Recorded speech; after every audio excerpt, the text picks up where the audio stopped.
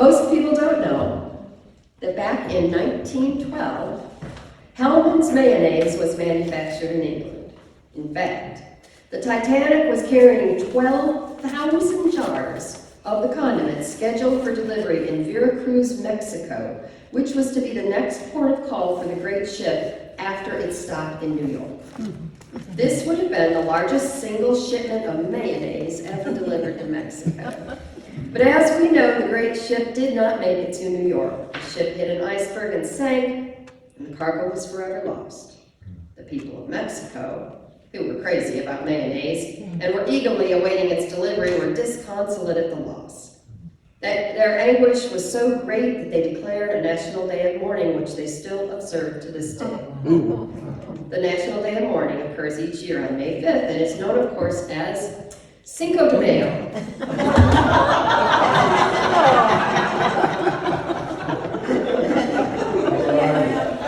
Oh, I'm so gratified. You had us. And that leads me into a sermon on the things that we carry. Things we carry on trucks, things we carry on ships that sink. The things they carry. The things they carried is a 1990 novel. It's a collection of connected short stories by Tim O'Brien about a platoon of American soldiers fighting on the ground in the Vietnam War. It is based upon his experience as a soldier in the 23rd Infantry Division, and it begins like this. First Lieutenant Jimmy Cross carried letters from a girl named Martha, a junior at Mount Sebastian College in New Jersey. They were not love letters, but Lieutenant Cross was hoping, so he kept them folded in plastic at the bottom of his rucksack. In the late afternoon, after a day's march, he would dig his foxhole, wash his hands under a canteen, unwrap the letters, hold them with the tips of his fingers, and spend the last hour of light pretending. He would imagine romantic camping trips into the White Mountains in New Hampshire. He would sometimes taste the envelope flaps knowing her tongue had been there. More than anything, he wanted Martha to love him as he loved her. O'Brien goes on to write in this novel that the things they carried were largely determined by necessity. P-38 can openers, pocket knives, wristwatches, dog tags, chewing gum, cigarettes, lighters, matches, sewing kits. And the things they carried varied by rank or specialty, binoculars, code books, a compass, and by mission, bug juice, extra mosquito netting, canvas tarps. And each soldier carried something that might seem optional, but was vital in keeping them alive.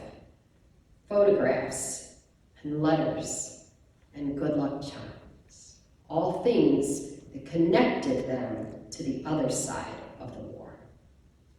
In verse 16 of today's gospel, we read, "And I appointed you to go and bear fruit." Bear fruit. The Greek word for bear is metaphero. It is the same as the word that we translate as carry. In the Gospel of John, the 15th chapter, this word is used 7 times. The 7th occurrence is in verse 16 of today's reading, bear good fruit.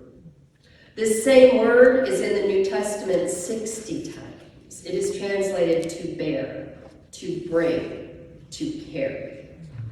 And repeatedly, this Greek word, metaphero, which means to carry, is associated with the commandment to love. I heard an interview with Tim O'Brien, the author of The Things We Carried.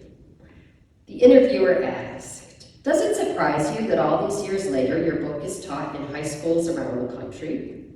O'Brien said, "Yes.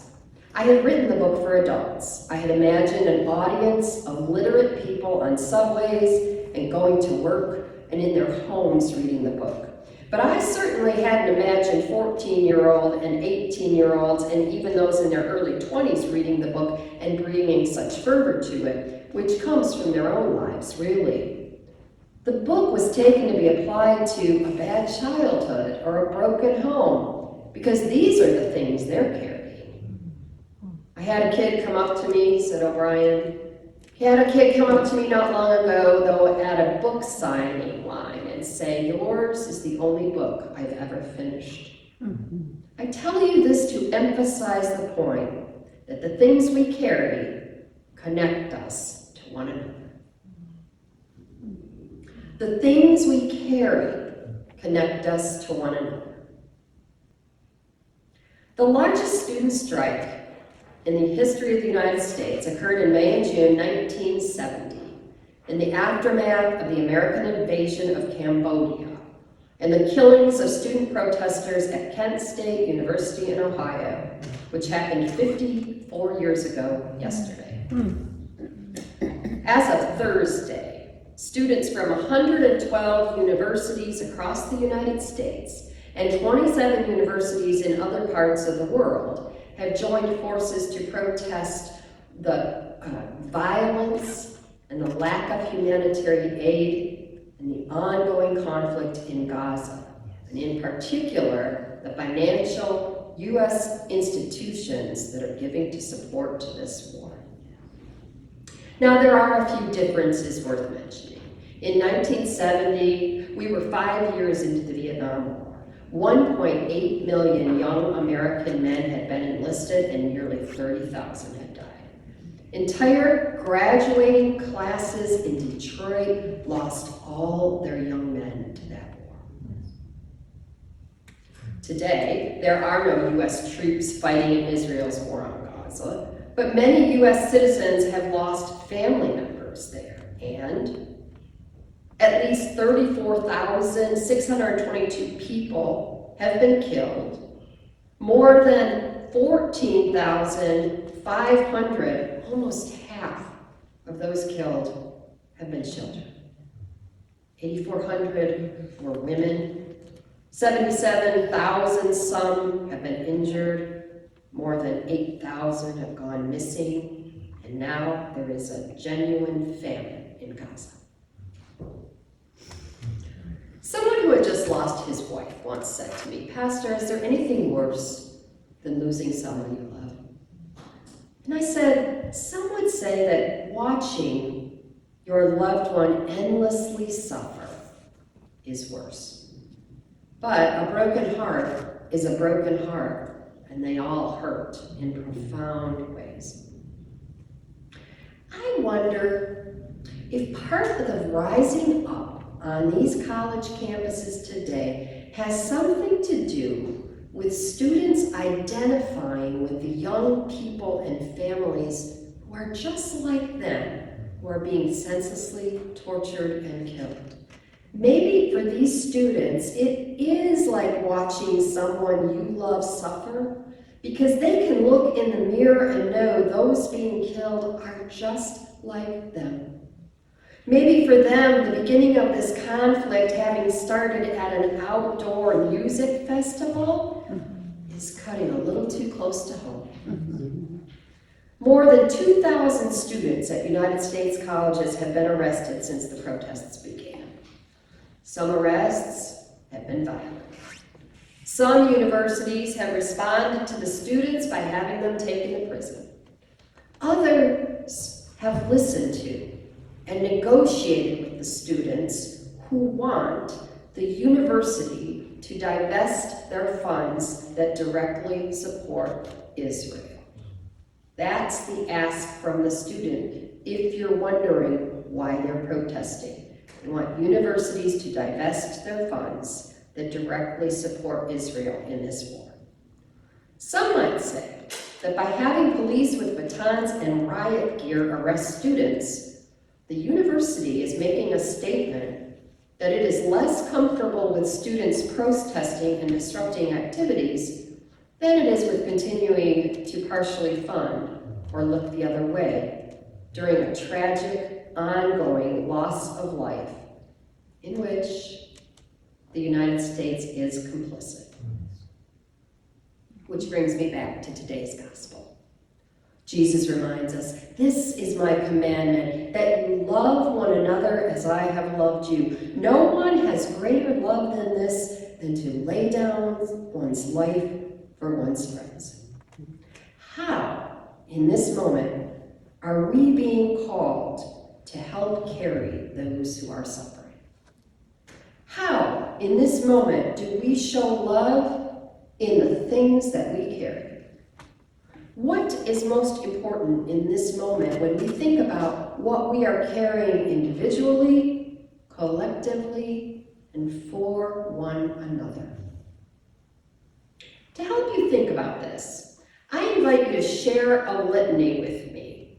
I hope it is a litany you will continue into the day. It's a prayerful list of the things we carry. Each item that I bring before God in this litany will end with the words, "We carry these," to which you will reply, "And Jesus carries us." That's the American Sign Language if you like to do it. Sometimes it helps our refrain stay with you, get in your heart. And Jesus carries us. Right to left. Almighty and everlasting God, Spirit of truth, my sweet Lord, there is pain in our midst. There is pain in our hips, our knees, our backs, our feet, our guts, our hands, our hearts, our minds. We carry these, and Jesus carries us. Loss in our hearts, in our cell phone messages we reread and reread, and in no longer celebrated anniversaries. We carry these, and Jesus carries us. Sorrow and concern, and more than a little bit of shame at the condition of this beautiful planet you gave us. We carry these, and Jesus carries us. Commitment to do what we can to help, and confusion over knowing exactly what that is. We carry these, and Jesus carries us. Worry. So much worry for our children and their children and their children. We carry these, and Jesus carries us. Spirits that are willing and flesh that is weak.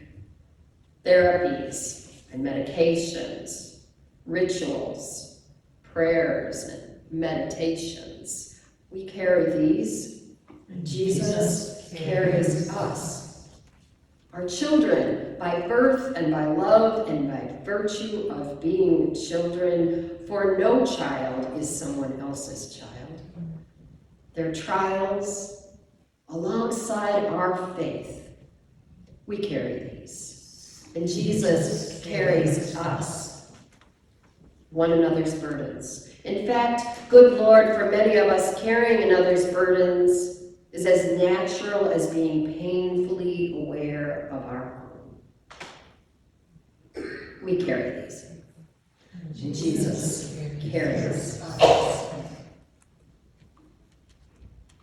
In the spring of 2002, I visited Ground Zero in New York City while the 9/11 cleanup was still taking place. When I emerged into the sunlight from the subway, I immediately saw the fence that surrounded Ground Zero. It was strewn with flowers and covered with names, prayers, memorials. But the first thing my eyes connected to was a piece of black graffiti that quoted Matthew 11. "Come to me, all you who are weary and heavy burdened, and I will give you rest." It has been a guiding piece of scripture throughout my life. And I invite you to lean into it with me right now, because our arms are understandably heavy. Our weariness is a constant companion. And as people of faith, we do what we must do. We cry out to God. We pray in the Holy Spirit. We bring our burdens to Jesus, knowing that through him we can bear up. For it is love that enables us to do so.